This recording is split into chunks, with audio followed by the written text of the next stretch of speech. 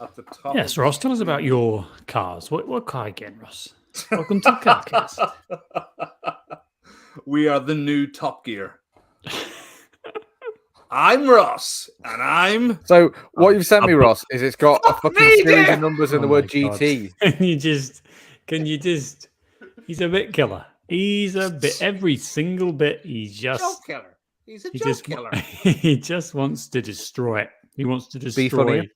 Be funnier, so that I know you're doing a bit. It's a 3 words of his bit, Dave. Be funnier. Be funnier. Anticipate that I'm going to think this isn't funny before you say it, Ross. Sort it out. How do you appeal to me, Dave, the consumer, whilst I shit talk you? So to be clear, Ross, from the fucking serial code that was at the top of that email, it's a Peugeot that you're looking at getting. Yeah. Well, right. You want like any information? It was a serial number. I was like, oh, well, I don't know what that is because I have electric cars. Yeah. Don't they say that French cars have terrible electrics? I think that's a little bit of a worry when it's an electric car. Like the whole thing might just be a. Well, this is the thing. Like you get it with the maintenance, and that's their fucking problem. You know what I mean? Well, no, it's their problem until it's your problem, Ross. Until they can't fix it, and then it's like, well, fuck you, mate. Nah, be all right. Be read. It's one of these things. What's the range on it? This is a genuine old person conversation where I'm interested. So this is the weird thing with electric cars because they say, "Oh, city, you'll get like X miles." In this case, like 250 miles, and then combination. So if you're like driving in the city or on the motorway, you get like 212 odd miles. So it averages out about 200 miles per charge. You get more miles around the city than you do on the motorway. I suppose that makes sense in an electric car. It's because they're a constant thing, you know what I mean? And which obviously is completely opposite to mileage, and then in a diesel car, you get better mileage doing 60 miles an hour constantly than you would stopping and starting. A lot of these cars, I've got I think it's called kinetic brakes. So basically, as you brake, it actually like puts a little bit of charge back into the battery, which is pretty cool. I was reading about... You're just on the motorway slowing down from 70 to 20. Just slam right on the brakes. To be fair, I think physics might have a bit of a word to say about... Holy shit, have we invented perpetual motion? Do I just keep slowing down? And well, it's like those... Did you ever see that meme where basically like someone is like drawn on a post-it note? It's like someone on a bicycle... and they're holding like a fishing rod with like, the old like cartoon Acme magnet. And they were like, oh shit, did I just invent perpetual motion? And like, you look at it, you're like, I can't fault this. I cannot fault this logic. Yeah. I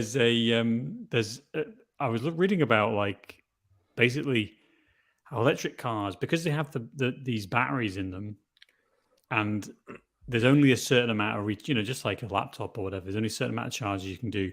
Your phone starts only being able to last a day. And it's like thousands of pounds to replace a battery in an electric car, like thousands of pounds. And I forgot to press record. So there's... Oh, well done. It doesn't matter. We haven't lost anything. But this is why we have the ramble. Do you need to do the thing, Ross? Oh, I'm a piece of shit. 30 seconds. Quick. 5 seconds to go. 3, 2... That's for you, Sam. I love you, brother. There we go. Dickhead. Yeah. Fair cop. No, it's interesting, though, because like 250 miles is obviously a lot less than you get on a tank of fuel. Yeah. But I guess it's then the cost of charging. Of everything else. Yeah. And it turns out, like, on average, you can get a proper full charge for like 15 quid. If that. Like from your home. But then sister what I was saying, though, is you're looking like 8 or 9 grand to replace these batteries after, I don't know, I'm not sure what the... 10 years, I think. The assumption, like at the minute, the battery technology, they reckon after about 10 years, you might not need a new battery, but you're going to need one soon. My sister has had an electric car for 4 or 5 years. They've got a BMW i3. Yeah. And so they have no comprehension now about like how much fuel costs because... They've got a charger at home. There's a charge point at Emma's work. With their contract with like BMW, they can charge for free at all the motorway charge points. Because you've got to have like a subscription, haven't you, to like stop it. The fast charge things where you stop for half an hour and it charges the battery.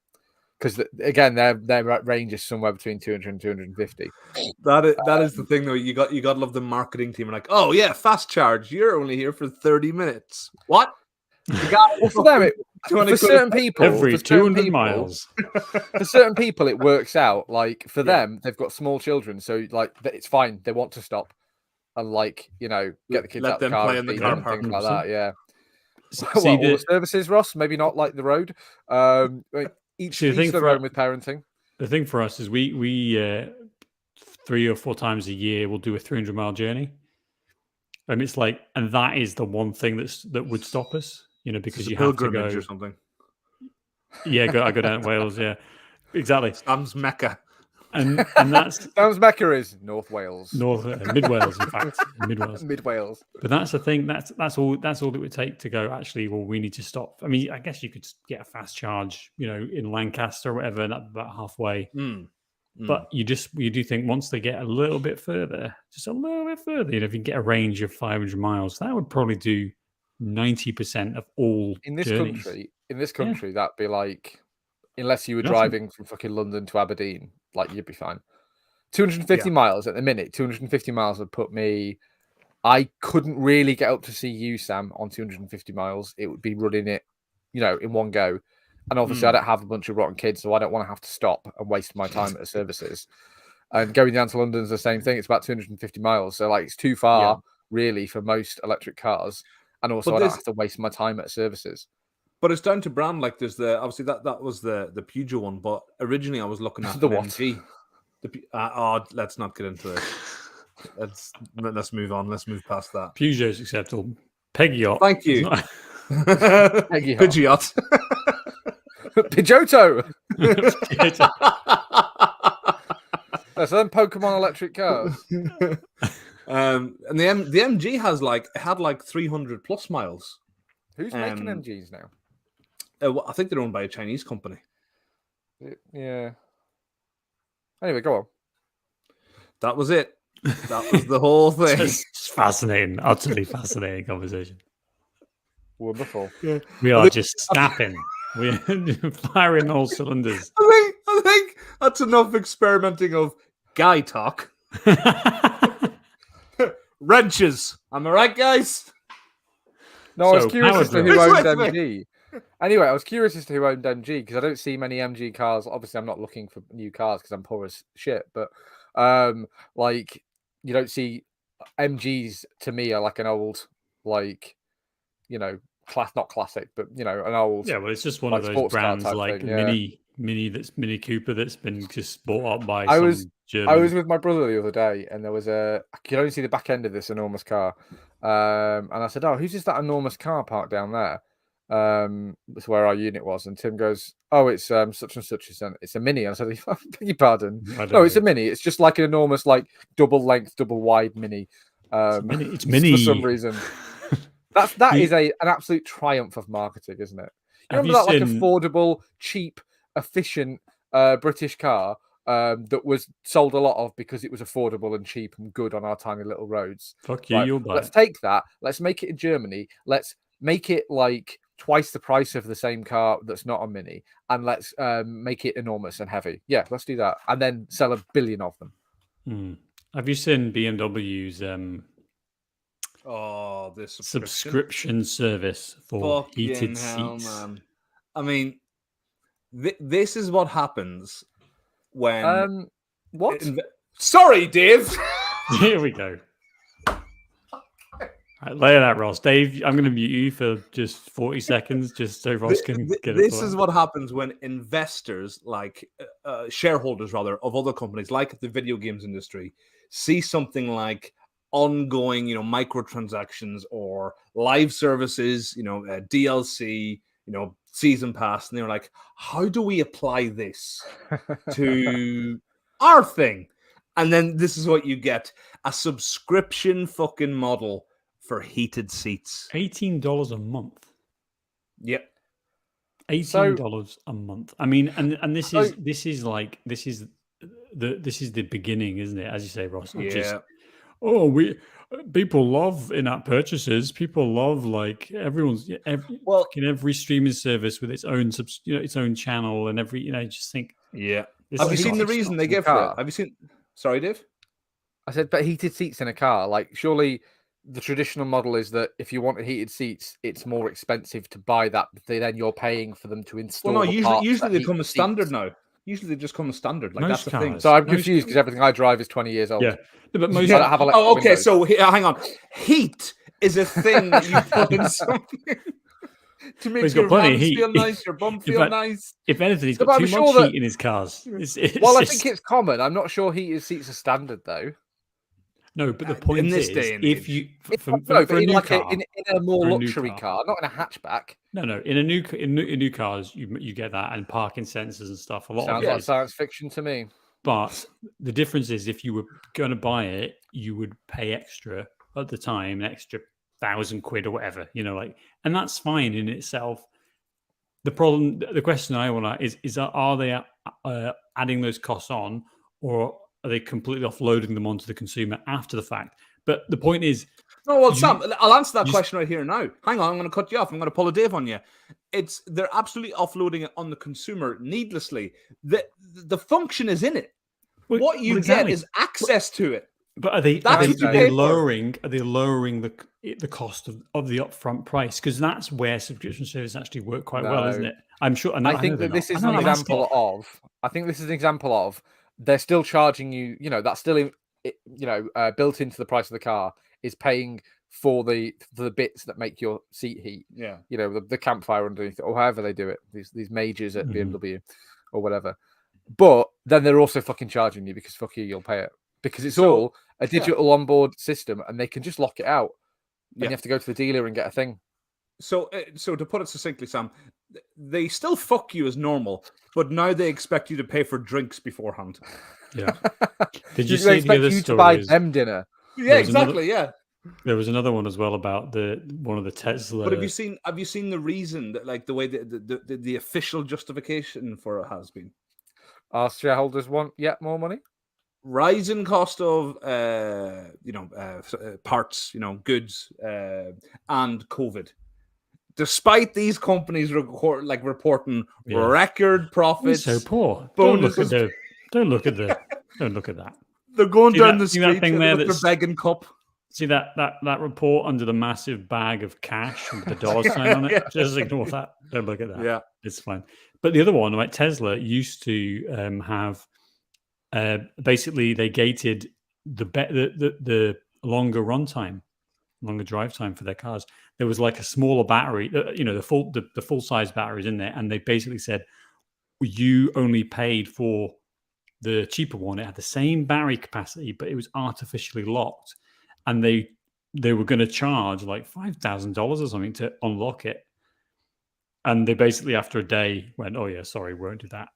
Like, It just doesn't add it seem onto the price of the sustainable, car. does Do it? you know what I mean? It Like, just what? doesn't seem sustainable. No. That you buy a car, you buy a brand new car, you're paying fucking what, like £500-600 a month for a brand new BMW. Yeah. And then they also want you to pay monthly to have the heated seats. So what? Will it Well, do only you know lock why at it night is? if I give you another £15? And Like, £16. am I Do only you know why it doing is? I'll tell you why it is. Because let's say, Sam, you buy the brand new BMW and you spring for the heated seats. Sam's doing very well for himself. Sam's got some cash to burn. He gets himself a nice brand new BMW. And then he splashes on the heated seats, okay? Then Sam sells the car to Dave, for less money. Dave's on hard times. Dave could use the handout. Yeah. Sam sells it to Dave. Now, how does BMW make money off that transaction? Previously, they don't. Now they do, because Dave, heat is a new concept to him, as we've discovered. It's Dave now like, wants wow. heated seats, and now they're making money twice now off the same car. They make money through. That's exactly right. You know what it goes back to? Early, what would it be? It would be early 2010s online passes in video games. Yes, Do you remember this? Yes, Yeah. yes. EA and all Yep. this shit. Like, you would buy a game pre-owned, which was a big thing, like going to Game Station or whatever and buying a Yeah. game, and then you would take it home, put it in, and it would say, "Sorry, you can't play online because you haven't. This game's been played online before." And whoever it was left a little leaflet in. with the code scratched off, and you'd have to purchase. I don't even remember how. It wasn't a lot, was it? It was around 12 quid. You still had to 12 pay quid. a chunk. You'd have to purchase an online pass, and obviously no one did it because they just abandoned it. But it's also that fake. Do you know what that reason fake was? Problem. It's it's a fake problem that we're not making they're revenue. They're trying to help you out. Oh well, we can't afford it. You don't deserve. You don't deserve to have revenue for every resale. At a certain point, the value of what you've sold has been used up. To go back to cars for a second, they do get revenue for every new sale. Yes.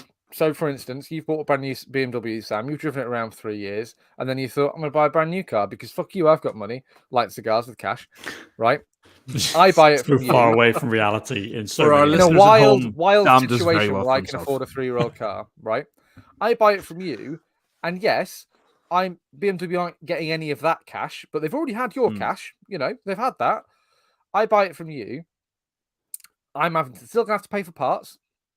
With these electric cars, a lot of the service parts aren't being made by anyone else. I know that BMW, the i3 my sister's got, they have to get the tires from BMW because they're a really specific size. Because in an electric car, the tire's thinner. So they're more expensive and you have to go to BMW for them. So they're still making money on it. They just want more money. Yeah. Corporate greed. As usual, that's what it's all about, isn't it? And then it's like, oh, you know, people are hacking their heated seats and they're downloading people are going to jailbreak their cars now, and that's going to be fucking dangerous. Yeah, exactly. You're jailbreaking a 2-ton fucking object that moves at 70 miles an hour, and it's bad enough. It's bad enough. Like people mess, but that's what's going to happen. You think, whose fault is that really? Though, is that those people's faults who want heated seats for free? I mean. You're paid for it. It's there. It works. It depends who you ask. Because if you ask BMW, absolutely, it's their fault. These people trying to cheat little old BMW out of our little cash. Well, that's $18 just for heated seats. You know, a month. You want the parking sensor. You know, you want do you want your windows to go down?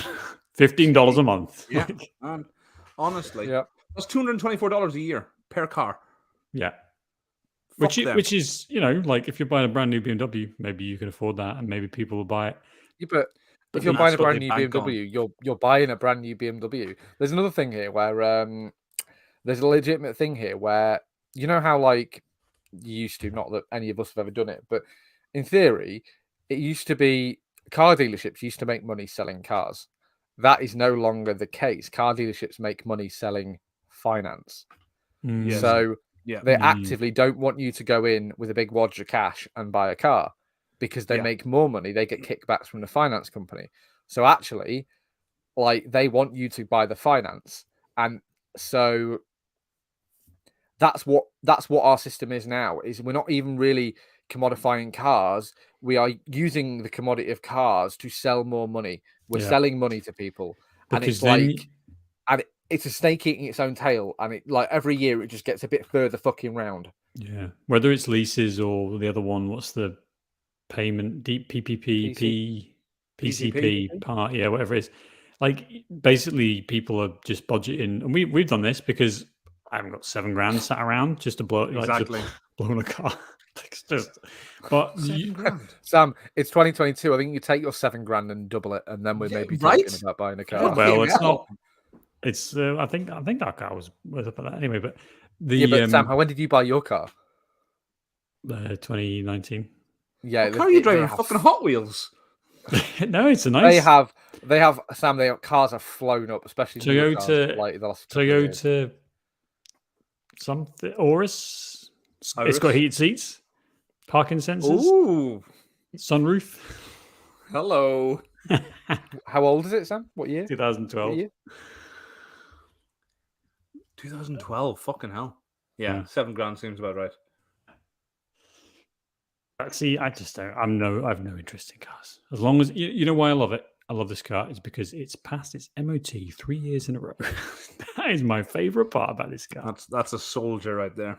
I just my car. My brothers had to cut about 1.5 foot of metal out of the shell and weld a patch in. That sounds safe. That I'm just sounds picturing good. Dave Flintstoning his way to fucking work now. Oh, I can, Ross. Through the floor. I can send you a picture. It failed its MOT, and it's like, oh yeah, 'cause it's rotten as fuck. Oh, that's good to know. Good to know. Banana. Dave Newell. Me, Dave Newell. But I paid $1,000 for it. Nice. Well, there we go. You can't argue with that. Can't argue with Was that there, price. was there a Just subscription can't. for a floor? Was there? No, I bought it from some bloke in Rochdale. I gave him a wad of cash. He gave me some keys and a receipt, and I fucked off. Very See, nice. that's how business should work, isn't it? Mm. In an industrial estate in Rochdale. He even offered me a cup of tea. You know, Did you that's take how it? business should be done. Did you take it? This sounds like Yeah, in a flask, please. Say, what am I do? Say This- no to a cup of tea? this sounds British like values, you know, like Sam. a We're gonna have a cup of tea over business. You know. This sounds like a politician's advert. I remember a day when you could do business in Rochdale, and the guy would offer you a cup of tea. Hi, I'm Dave Newell. Vote for me. Vote for me. Newell for mayor. I'm walking around in cowboy boots on it inexplicably, and I'm going to shoot a rifle. When men were men and Pansy was just the name of a flower. That's the same. That's not my view. That's Dave's view. That's Dave's political ad, not mine. Disclaimer. this ad paid for by David Newell for mayor. Mayor of where? We don't know. So it's good to, I'm good to Dave have you here, Newell, Ross. and you're going to vote for me. It's good to have you here, Ross. So what was your? I mean, you were resistant to being the campaign manager for the New York campaign, but you know, was it when he started his racist tirades he really got on board? Tell us more. Well, thanks. Well, first of all, Sam, thanks for having me on. As you know, long time listener, first time interviewer. And you know, we can bandy words about like racism and you know corruption, and you know, and like I said, thanks for having me on. Vote Dave Newell. We can bandy these about. That is right. Thank you. very much. We can't bandy these terms around. Are they accurate? Who am I to say? Who are you to say? Who are the police to say? What am I? A meteorologist? Getting up in Come everyone's on. business. We've got alternative facts. It's fine. We're all good. We're all good. I'm running on a platform of the police having less impact on our lives. Oh, so you're a hardcore libertarian, are you, Mr. Newell? Fantastic. Don't answer that. That's a trap. No comment. I plead the fifth on that one. I've been watching a lot of Boston Legal. I was just about to talk about this Boston week. Legal. Speaking of the law, this is a good Speaking show. of Have the you ever law. watched Boston Legal, Ross? No. And by the way, Sam, thank you for first of all, thank you for asking that question without the dripping fucking condescension. Ross, have you even No, seen I'm- Citizen Kane in the cinema when it was released? Ross, do you even have a television? You fucking Ross, can peasant. you even read? Do you even have eyes, Ross? Can you even see things? Can you even see Kinda- the beautiful sun? I kind of resent the Me. You kind of resent me. Yeah, we I get resent- it, Sam. No, I We resent get I it. resent You're the bile, favorite considering you just thanked me for not being patronising towards you, and then He did that great Ross thing where he used that as a soapbox to then berate you about Okay. patronising him. fair enough. snob. You can't teach that, Sam. It You works. cannot It teach works. that. Sam, thank you. And now I'm about to tell you why you're the biggest piece of shit. You know, and then you go from there. Boston Legal is a great show, although Paint me a word picture. it's basically William Shatner and various other people in a law firm in Boston, as the name would suggest. And it is a good show, but it's really, really mid 2000s. Like, it's on that verge of thinking, is this, you know, are we going to have an episode that's just going to be completely awful and wrong? And chances And are, then yes. yes. Yeah, that's going to come up. It's a coming. Yeah. It's But as a it's kind of like formula- almost satire, but it kind of also isn't, because I think it's too invested in the things that it's doing. It's Has it- satire until it decides that it's like, we're gonna sue the American government because of the war, and you're like, What war? We've had 6 wars since then. What are we talking about? It Oh, reminds the me oil of- wars, the OG oil wars. Great. It reminds me a bit, like, just from hearing you guys, reminds me a bit of Suits, which is a similar sort of thing. Where it's like, Mm, we're serious, super serial, and then, oh no, here's some wacky courtroom cases. yes, exactly. It's like Suits, but it's sillier and it's a bit less serious. It's a bit more. Is it got the fella? I can't remember his name. You know, the guy who plays Robert California from The Office. Yeah, that's it. Yeah. Yes, James Spader. Alan That's the Shaw, one. who plays. It's, you know what it is, and it's something that I think we have a problem with in most TV and movies now. It's like this self-seriousness. It's just everywhere. It's just everywhere, and it's like we can't have a TV show without someone, constantly brooding, or there's just horrible shit all the time. It's so like, God Almighty, children getting ripped apart by packs of wolves. And you're like, I'm watching a fucking 40-minute procedural. Where did this come from? This is a tonal shift that I did not expect at all. Whereas Boston Legal is like, it's funny. It's full of gags and self-reference, and it's got like a self-awareness, about what it is, and it's not trying to be anything too serious. Because I can't be dealing with it. I cannot be dealing with just another fucking depressing tale of anguish that we have to trudge through. But it's like, yeah, but this is good television. As I swish, my wine around in my large glass. Television, golden age. Like, Jesus Yes, Christ. your fart wine bottled in. Yeah, I just picture that episode of South Park, like. It's like perfectly accurate. Well done. You got it. I'll tell you what I've been watching, and I'm absolutely loving every fucking minute of it, and I'm appreciating new things that I didn't notice on my first viewing. The Sopranos. Oh, What a show! best TV show ever made. I genuinely, like, hands down, I don't think there has been a better television program than The Sopranos. Like, I'm watching it, like, now this is only my second proper viewing, and I'm watching that, and I'm picking up on stuff that, you would otherwise miss, because the first time you watch it, you're in for all the mafia mobster shit. That's what you live for. But now, because moments, aren't you? Like the big, yeah, exactly. But now you watch it, and now, like, the peripheral characters, and you're like, these people are genuine, like, monsters. Like, not, like the sister Janice, she's a full, like, blown narcissist, and then you have other people who are sociopaths. It's so fucking good. And what I really love about The Sopranos is when you watch it the first time, you're like, why am I even seeing this? I'm bored. Come on, go on to the next thing. But then the second viewing, you'll see it again. You're like, this is sort of like upset the pacing, and it's sowing the seeds for something that'll happen. Not even like a couple episodes later in the season, but like it could be something like in the next season. You're like, oh shit, that was hinted at. It's such a good show. It's very well written, and like I think the characters are quite, like you said, Ross, that everyone's a sociopath and like a total maniac, and monsters. Like all the mafia guys. Tony's like he's depressed and he's going to therapy, and he's got his wife and 2 kids, and he goes out and he'll beat a man to death for like almost no reason. And it's like what I love is the fact that you can have a character that you like all of these characters, these horrible, degenerate, like violent criminals who are doing horrible, degenerate, violent criminal things, largely because they want to, like, not because it's not it's not a hitman film where like I've got to kill that guy before he kills me and blah blah blah. No, he just wants to beat the living shit out of this guy in the street, so he does, and you like him. It's so cleverly written. I do think it's aged a bit. I don't know if you found that watching season 1, especially Ross, where it's like season 1 is a bit of a tough watch, but like from season 2 onwards, it just gets better and better. Because I don't mean the quality of it. I just mean the look of it.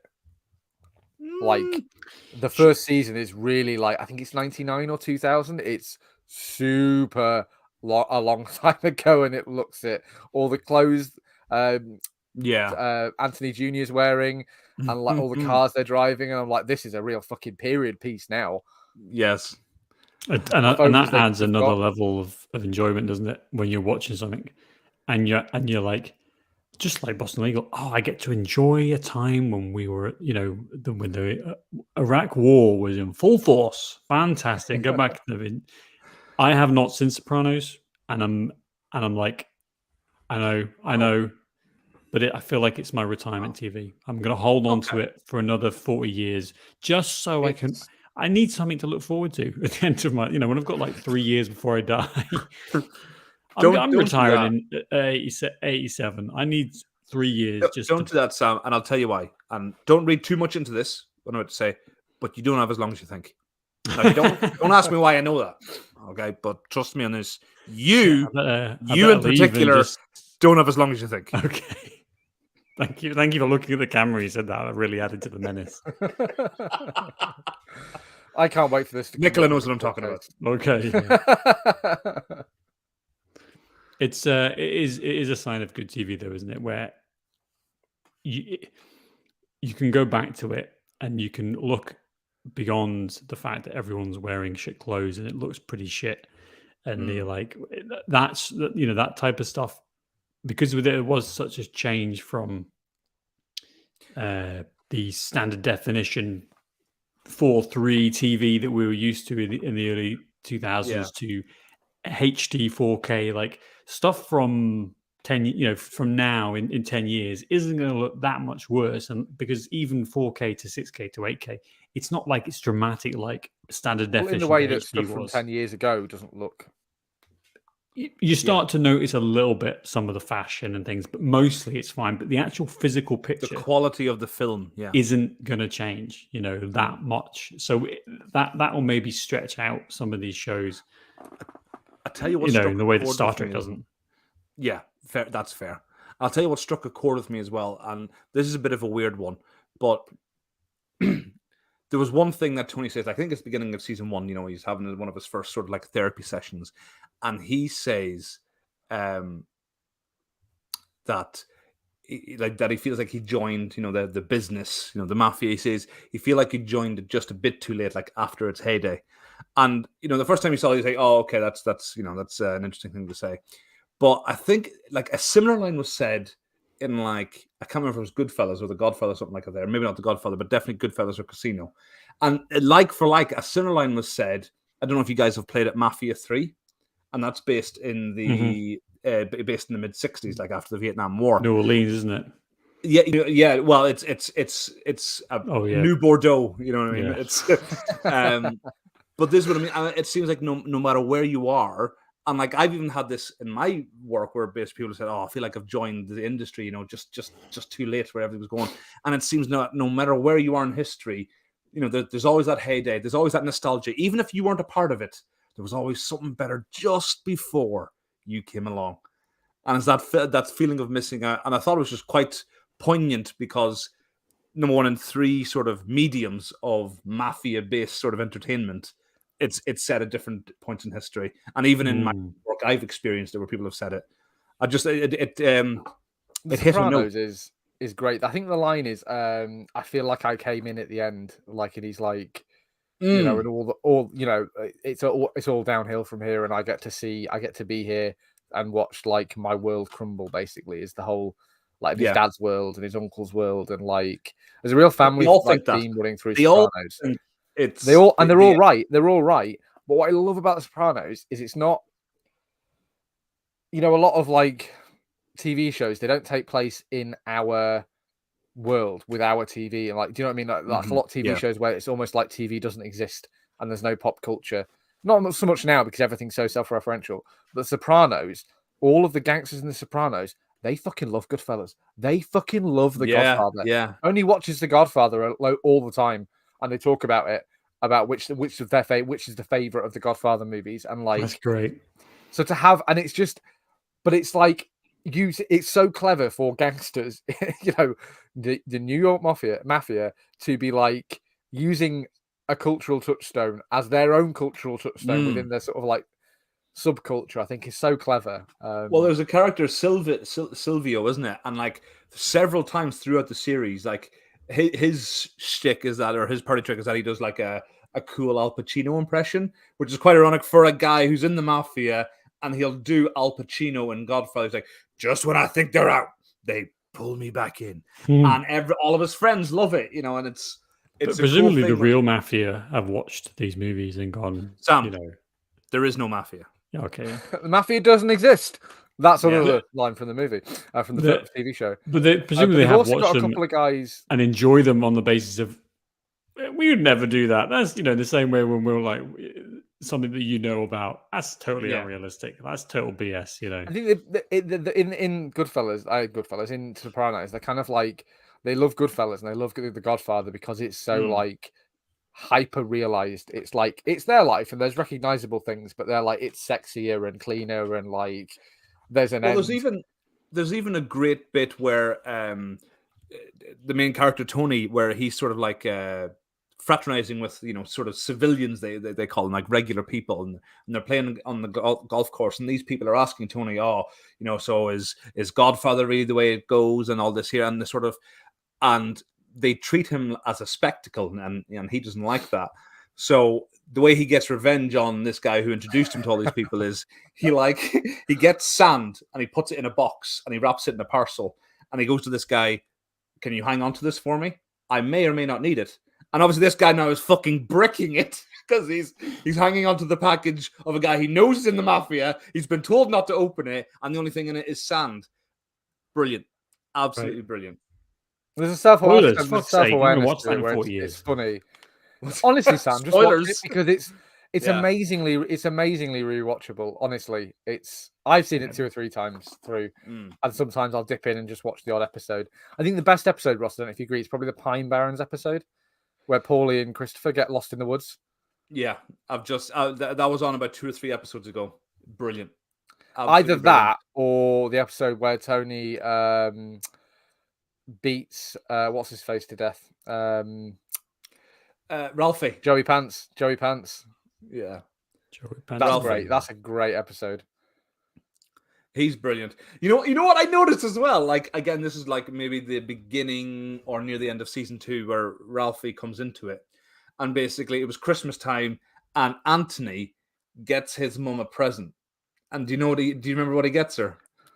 Is it like a copy of it's a film? Oh, what is it? You're almost there. Come on. It's a movie, and The Matrix. Yes, a movie he wants to watch. Stars. Not only that, but he's on the cover. Like he's on the cover. Like what kind of like meta sort of like reference is that? That's incredible. All right, and it's just a good way of like dealing with it. I think they just sort of it's fine. It's a lovely little joke. Yeah, it's great. And it's funny how they're always talking about The Godfather and especially Goodfellas because so many of the cast were in Goodfellas. Oh, is that right? Paulie's in Goodfellas, not a big part. Oh, I didn't know that. Yeah, there's loads of the actors from The Sopranos were also in Goodfellas because it was only 10 years earlier. Wow. Oh, and like I suppose like if you fit the niche of like you're an Italian-looking man acting in New York, like you're going to get cast in both these things. You're going to be rich. I don't know if they're getting rich from their parts in Goodfellas. What, are you kidding me? They'll go to Comic-Con. They'll make bank. Do Goodfellas actors go to Comic-Con? Well, I imagine Sopranos actors would. Not Maybe. Anymore. All right, that's enough about TV. Tell me this: what video games have you guys been playing? Don't say none. I have been playing, and the answer may surprise you, Ross. I have been playing 2003's Morrowind. That's not surprising at all. Oh my god! Anyone who spends 10 minutes with you, Dave, would know. It's not surprising, but it's very disappointing. Why? There's nothing wrong with that, though, is there? It's fine. It's fine, by the way. It's fine to think that I'm wasting my time playing an old game, but I like it. It's fun. It's such an enormous game that you can possibly remember everything that happens in it. And also, I'm going to say right here, scary. You know, like I don't no. I'm going to say right here. I'm going to say right here the fact that it is a truly open world game in a way that maybe games like Skyrim maybe are less so, and in that because it's so old and cheap, there's very little voice acting, so all the dialogue is text. All of the dialogue is text. And I think that it allows them to be a bit funnier with the writing in a bit of the way that, like Fallout 3, they can be funnier than maybe Fallout 4, for instance. Yeah. Because it's all just dialogue. That's before, like, that's part of it, actually, a sort of like deeper, wider sort of connection, because this is before a time where video games became so mainstream. So they weren't in sort of under the scrutiny of the public eye as much, so you could get away with more. I mean, wasn't it like Fallout 1 or Fallout 2 where there was an achievement for killing a pregnant woman or something, and you had a little emoticon where it shows... It was cut, I think, from the game. There was a perk. With the logo, with the Fallout the boy. logo kicking a pregnant woman in the belly. And basically it allowed you to kill the children in the game because you couldn't. Jesus Christ. But like you could kill any character in the game, the same with Fallout 3, but you couldn't kill the children because they were like, that's a bit troubling. Make me an inhuman monster, but I've always found that to be a bizarre, like, I mean, I'm not, killing kids isn't good, but then neither's killing and torturing people. You can do some horrible shit in Fallout 3, but the Lamplight kids are off limits. Even though you literally you can sell them into slavery. Sell them into slavery, literally. And the game's like, this is great, and it was really fun. Like, I think though, Sam, if you remember, like that, especially Fallout 3, which came out in 2008, 2007, something like that. I think it's that time when there's a real, like, you don't want to give any ammo to all the right-wing media who are telling people video games are turning us all into murderers. Yeah. And, like, I think that's more why you don't include things like that, because video games were becoming more mainstream, and there was this backlash of video games are bad. They will turn your children into murderers and thieves. And I do like, though, that unvoiced protagonist. It's quite an interesting thing, isn't it, when you look at, like, the theory of game design and stuff. And obviously, you have your Master Chiefs who don't say very much because then you're kind of like... It's how you immerse yourself as that character, yeah. Totally. And Fallout 4 is a pretty mediocre game. I think we've even got a previous episode on this. My opinion... Me and Dave didn't have gone up. Two seconds. Because... But I think the principal reason is because you're not able to immerse yourself in the same way. Like, you've got this guy who's... I can't give a fuck about the guy's son. Like, I just... Yeah. And that's not to say that I'm, again, an inhuman monster. It's more that you gave me at the start of the game 5 minutes to form an attachment with this little baby who, like, make him 7 or something. And you think, actually, that might be a more interesting, like, hey, Dad, press X to coochie coo. It really... And then you're in the bunker, middle. I must find my son. I'm like, I don't give a fuck. I'm just going to go and give me back my son. And the game is not interested in like catering to that at all. No. And Dave, what I think you're about to say is like your sort of your opinion of it has increased like upon like sort of like recent later playthroughs. But I think that is because on recent later playthroughs. Okay, well, not so much, but I would say on recent later playthroughs, you're not so much worried about the main story anymore. Now you just have to see what there is to see, what you can find, and you do enjoy the sort of little side quest adventures you find yourself on. But yeah, that's my thesis. Yeah, I don't necessarily disagree, Ross. I just mean that, like, I didn't like it. I think, and this is always the trouble with a game in a series. Like, it's really hard to, when you've gone from playing New Vegas and 3 and you're playing Fallout 4, it's really hard to not do like a one-to-one comparison. And if you do a one-to-one comparison, it's really inferior, especially to New Vegas, which I think is probably my favorite out of the 3. We can maybe argue about that in a minute. But like, because you're doing that one-to-one of like, this isn't as good as that because of X. Like, you can have a really bad opinion of a game, like Skyrim is another good example. And like, whereas when you go back and play it again, like, there's a bit of time, there's a bit of distance, and you can just enjoy the game for the game's sake. And maybe something was about sequels there. Although I still think there's something fundamental to Fallout 4, though, in that they seem to have recanted a lot of that, like in the Starfield or whatever the ones that's coming up, we don't have a voice protagonist, and they seem to have just realized what the problem was, that they're trying to make it too broad. Fallout, approachable, and the biggest example of this, and we've definitely talked about this before. First part of the game, you leave the little town, you go to the first bit. I know what you're going to say. Right? And what's Fallout is about, like, building your character, gaining skill points, gaining better weapons, armor, blah blah blah blah blah, all of that, leaving your mark on the wasteland. Yep. And then it's about fighting increasingly difficult raiders and rad roaches to raiders to. So you've got this kind of like two things going on throughout the game design. And then what do? They give you, after about like less than half an hour of the game, maybe an hour, they give you the most impressive and hardest to gain armor in the previous games, in the power armor.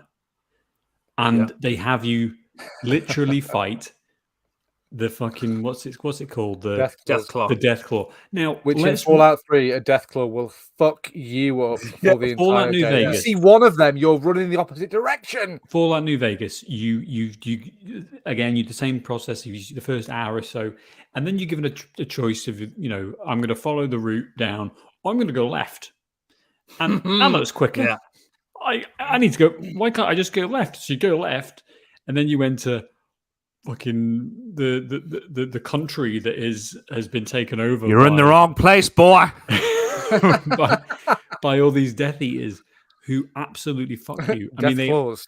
Death Eaters. Yeah, the Harry Potter villains were not doing their genocide strange thing crossover. in Fallout New Vegas. Crossover. The Death Claws, and you're like, so in Fallout New Vegas, they went, no, you come back when you've got some power armor, and you're a lot higher level. In Fallout 4, they say that level 1. There's a word for that, isn't there? 20 minutes in, here's the cool stuff, because we're not going to keep the 45-year-old mothers who are a new target audience who want to play this. They're just completely and utterly clueless about who's playing that game. Couldn't agree more. It's a weird thing though. Like, there's got to be a word for that though. That game design where rather than like Assassin's Creed, where you're literally having fucking like walls, so you can't go there. No, sorry, the computer literally says no, you can't go there yet. Rather than having that in New Vegas, it's like Sam says, you can walk it's called there. The player journey. It's called the player journey. So basically, you can go anywhere you want, but you get in this sort of little, gentle guidance. You're going to want to go this way. You know what I mean? It's player sort of direction, so they get the experience you intend for them to have. Yeah. Of course, like you were saying, Sam, now they could go left and go into Cazador country, which I'll take on a Deathclaw before a swarm of Cazadors any day. Those bastards. And the buzzing, the wings you hear. Go over those mountains. But if I stay far enough back and I've got enough ammo, I'll kill them from a distance and then I'll be able to get through. Yeah, although in New Vegas it was like, we can't really be bothered to design like a good 2/5 of the map. So what we're going to do is we're going to cram everything into a circle, and then we're going to surround that circle by a horrible mountain that's full of nothing other than death, and you've got almost no reason to go there, but it makes the map look big. So, game of the year. Okay. I mean, it works. I think it works for it. I really do. It does, because that's what the desert is like. Like you stay on the road. The further out you get, the more sparse things get. Yeah, absolutely. And the more Sam, what about you? What are you playing? What am I playing? I'm playing slowly through Watch Dogs 2, which is all right. It's a shame everyone's so obnoxious in it. That's the only thing. Because like the gameplay's fine, and some of the missions are quite creative. Is that the one where you're an undercover cop?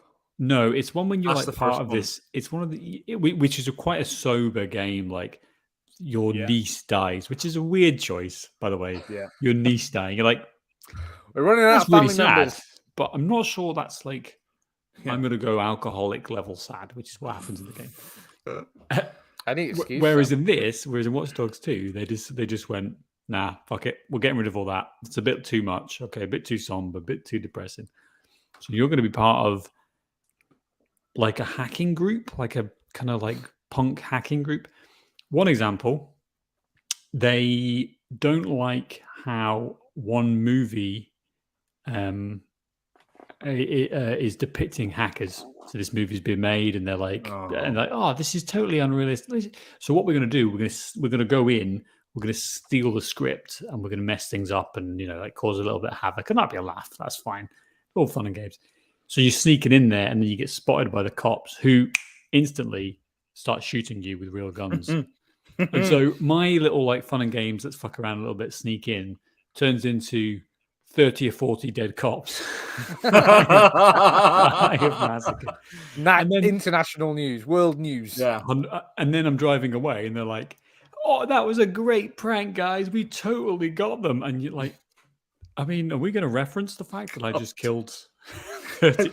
I just picture I Sam ended- as his character sitting in the back of the van, staring into Just nothingness. just Blood completely smeared covered. across his face. Just life, family after family destroyed.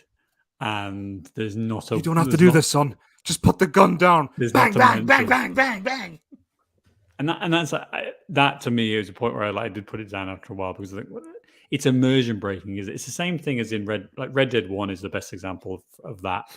You've got I'm the John good Marston. guy now. Stand still while I murder hundreds of people. Oh, not just people. John Marston is like, oh, I don't want to kill. I'm trying to be a good guy for my family. I don't want to kill Noah. And he's really moralistic, and he's like opposed to all of the stuff that Dutch is doing. And then, the cutscene ends, and I ride on to Mexico, find a nunnery, and could kill 40 or 50 nuns, just literal nuns, like no problem at all. And the game is like, again, we're not going to talk about it. We're not even going to bring it up. And then next scene, John Marston is like, no, we shouldn't kill that guy who robbed us. And this is we're at a total different moral level here. Maybe I'm just reflecting my Scalps own. hanging from the side of his saddle, but he's like, no, we should let this guy go. I feel Red Dead 2 did a better job of trying to like square that circle. Yeah, John Marston would make different comments, wouldn't he, depending on how... Oh, not sorry, the other one, whatever his name is. Arthur Morgan. Yeah, would make different comments depending on what he'd done. And he'd go, God, I hate doing this and stuff while you were doing it. But I don't think we've ever really figured that out as a game. Like, I can't think of games... Like you say, Red Dead 2 did a better job because, like you say, he does comments. And his comments are actually different depending on your level of honor. So obviously, if you've got high honor and you do something bad, he actually expresses remorse. He's like, "Oh, this is the part of the job I hate most." And if he's a piece of shit, he just like shit talks him into oblivion. It's just, so yeah. It does a better job as well, I think, if there's less missions of like, we're going to go here and kill 40 people. It's more like, we're going to go here and do this, and then it goes wrong and you end up killing 40 people. But it's not like, that isn't the implicit aim. It's not too like John Marston, go to this fort, kill Bill Williams. He's got 450 men with him. You're going to have to kill all of them as well. Like, it's less that and more like you go to meet Bill Williamson and then all these guys pop up and you're just in a shootout. Like, it seems more emergent than in Red Dead 1. Yeah. That's where it works, isn't it? That's where it works. I mean, again, if only we played like more, modern games, but if it's not a Game Pass... No, and that's I just play flight sim most of the time. I just fly around places, like having a chill out time. Like, I just don't have the energy to like. Oh, and then when you fail a mission and you think, well, that's me done, isn't it? I'm not replaying that. I'm not starting. Isn't there a game? I just flew 16 hours to Australia. I'm not doing that again. Isn't there a game that basically you skip? I think it was Red Dead. After like 2 failed attempts, GTA, Rockstar Games. Yeah. GTA, that was it. Yeah, fucking great. I'll press that every time. Yeah, do you know why they brought that in? Do you know why they brought that in? Do you remember that fucking mission in Vice City where you've got to drop leaflets in that fucking plane? Oh, on the plane. There's no skip button there, and you're like 4 hours later, like, just calm down. Everything in the room is broken. I've broken every piece of furniture I own. Okay. Oh, that's all right. I'll just go online. Dave, much like Sam's character, Watch Dogs, just awash with blood. Bodies everywhere. Don't make me do it again. I'll tell you what the worst mission was in Vice City. It was, when you bought the nightclub, and one of the missions was you had to beat the guy in a race. But for some reason, his car was always overpowered. Like, yeah, with the rubber banding and everything. Horrific. Oh my God. I nearly threw the fucking PS2 Slim out the window. It would just enrage you to a point. You do everything perfectly, and the next thing, maybe like a pedestrian walks into the street, diving into the street as opposed to away from the street, and then that just nicks your car a little bit. You hit a lamppost, he barges through, done. But that's what it was like in the games were a little bit tougher, and also there was no YouTube to look up and Driver, the original Driver. And then, sorry, Sam, we'll go back to Driver in a second. And then you fail the mission, and then in PS2 days, pause, game load game, select the file, load. wait 10 minutes for the game to load again, Make a cup of then tea. go into the club, go to the mission, skip the cutscene. Then there's another cutscene that's unskippable where it's like in-game cutscene, and then it goes, "Oh, don't let me win, or I'll never forgive you." And then you get to replay the the mission. character slowly walks to the car, unskippable cutscene. And this is like the in-game engine now. This isn't the cutscene engine. This is the in-game engine. You know exactly what I'm talking about. Walks in, gets in the car, walks like all the way around the car, and this is lasting as long as I'm talking right now. Gets in, and then we get another fade, and then we get a. Actually, now we're doing 3, 2, 1. You think 1. This is 8 minutes per attempt. Just cutscenes. Leave me alone, please. What about when you've got like any escort mission? You know what I mean? And like you get in a new car, cops are after you. You drive towards the character you're supposed to help. You park, get in, and then he runs at the car and then just saunters around the car. And then for some reason he'll turn around and walk the other direction around the car. Get in the fucking car! Or when you're trying to pick someone up, they won't get in the car. So well, I get out the car and I'll walk around the car and I get them, and then they get in the driver's seat and you're like, and then they're just getting in and out of the car, and you're like, I'm gonna fucking just. No. Again, though, I think this is more of a testament to like the way that games used to be made, and we are so fucking old. We're talking about games that came out 20 years ago. Like this is more of a testament to when you made a game, you released it. If it was broken, it was broken. Like if it was hard, it was hard, and if it was broken, it was broken. Yeah, well, there was no updates. There was nothing. There was no downloads. Yeah, it was just it was amazing. Games broken back then? Maybe I'm just not a lot. No, but I've got a good example. A lot of games were very difficult to beat. There were, especially arcade games. I've got a good example where you really couldn't beat them. Like they just were unbeatable. Driver, right? The first mission of Driver. So you had the free play where you could unlock 2 cities, and there was a third one. Oh yeah. And if you wanted to unlock it, you need to complete the game or get to that point in the story. The first mission, you're in the garage, and you have to do a certain 5 handbrakes. You have to do a certain amount of tricks. You need to do a 180, 360, drive around the pillars, slalom. And you've only got a minute and a half to do it or something. And we're like, how old would we be? Maybe 6, 8 or 9, something like that. Like whatever it was, trying to fucking do this. And honestly, we never did it. We never ever did it. We just couldn't get past it. It was so difficult. Level 1. I had, and then hold on, because afterwards I've replayed it as an adult, like on emulation, and I've managed to do it in a couple of goes. But that's because like I'm a grown up, and I didn't have reactions. Yeah, I didn't have like someone say, "Could you come do this for me?" And because they would do it, and it just shows you like that is the type of thing where they thought this would be fine, and maybe it was for most adults at the time. But there's loads of stuff online people saying, I never got past this either. Like, this is totally impossible. Well, don't forget, like, who reviews games? Game reviewers. 30-year-old men. Who are usually adults. Yeah, exactly. Go on, Dave. I had a Die Hard game, and I want to say it was Die Hard with a Vengeance game. I think it was PS1 or PS2. PC? PS1 or PS2. And in it, you're John McClane, and I distinctly remember, like, there's a little bit in the street, you go into this diner, and I never got past that point because you've got to find something. Like, you need to pick up a gun or something. Couldn't find it. Just could not see it. Yeah. Couldn't get it. Hours and hours, dozens of hours. Just Google it, Dave. So many times. You can't Google it. You can't ask anyone. Like, it's a game someone had given me, so I didn't even have the box with the manual in it. And I was like, so I just can't do it. I guess I'll just play something else. Yeah. It's not a good thing. Right. What are we doing then? Oh, well, I was going to say it's my turn to tell you guys what I'm playing. But all right, Sam, let's do all the things you want to do, I guess. Well, you just text to say you need to go, so I'd like to elaborate more about that, Ross. So as to not ruin the immersion. We don't need. This is Ramblecast. We don't need to have any. I thought it was Ramblecast.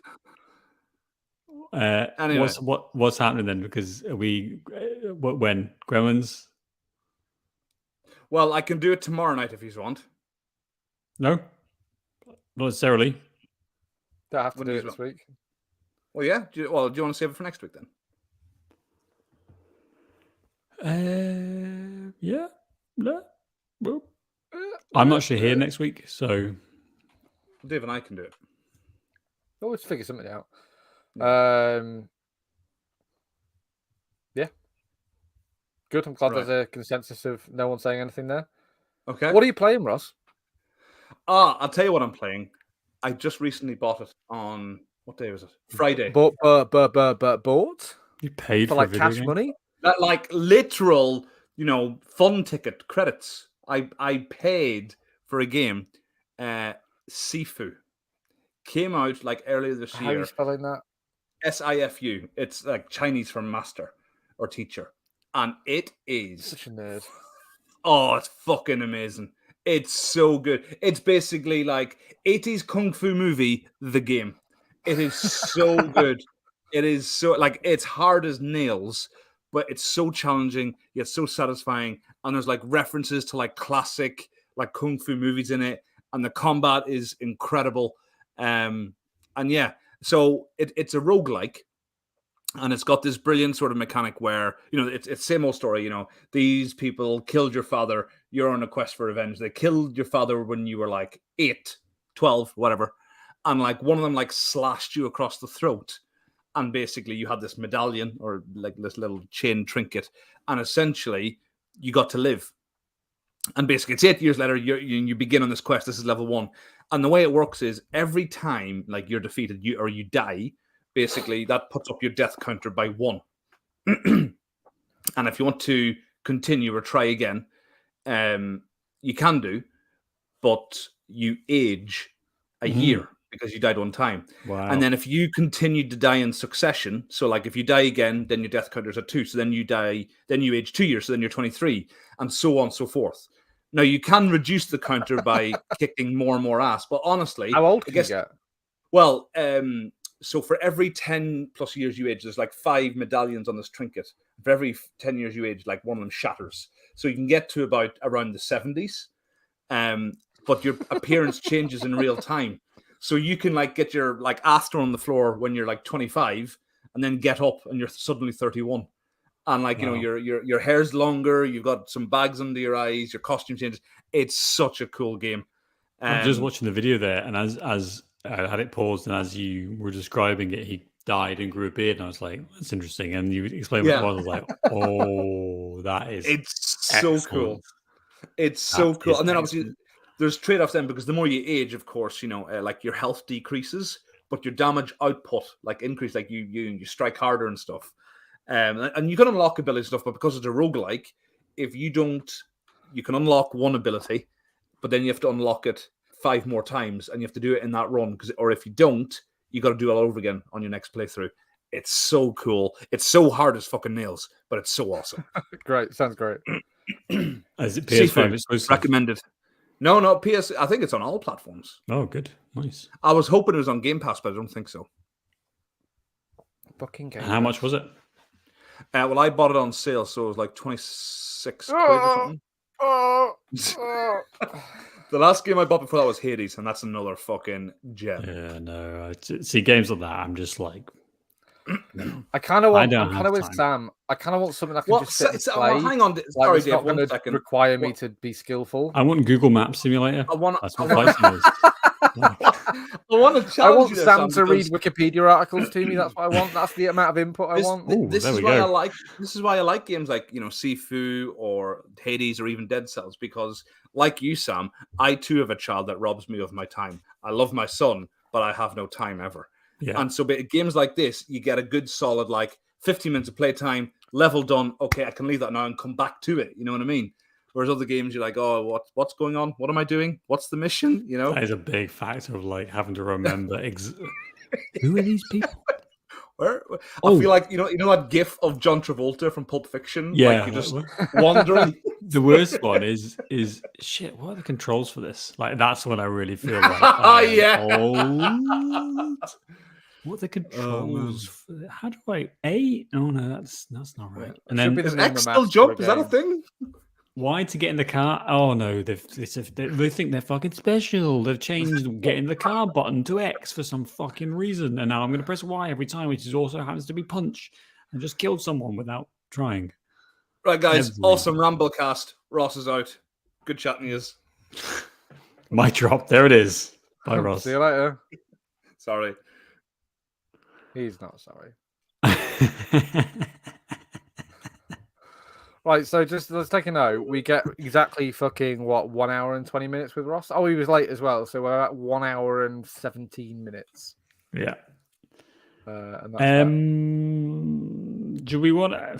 I'm thinking maybe we should have been clear that we were doing Ramblecast and the movie with Ross. I think that's maybe. I feel like it wouldn't have made a difference. No. Let's take this offline, Dave. We've got an ending Let's there, I do that. think. Yeah.